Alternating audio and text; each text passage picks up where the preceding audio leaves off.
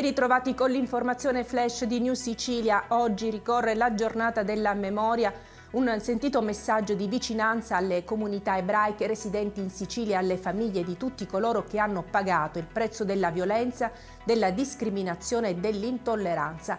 Lo ha detto il presidente della regione Renato Schifani, ricordando numerosi siciliani che furono catturati e deportati nei campi di concentramento.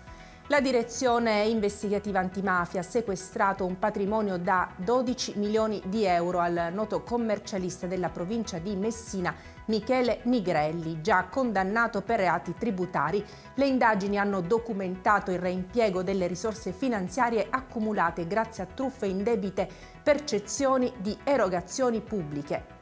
Una casa di riposo abusiva che ospitava 16 anziani è stata scoperta a Modica, nel Ragusano, nel corso di un'operazione congiunta tra polizia e carabinieri. Gli investigatori hanno trovato anziani tenuti al freddo, infiltrazioni di acqua ai soffitti, personale inadeguato alle esigenze e al numero degli utenti. Dopo il caso dell'alunna di Palermo finita in ipotermia a causa di un guasto ai riscaldamenti della propria scuola, scende in campo il Codacons che chiede controlli in tutti gli istituti scolastici e si prepara a denunce contro i presidi.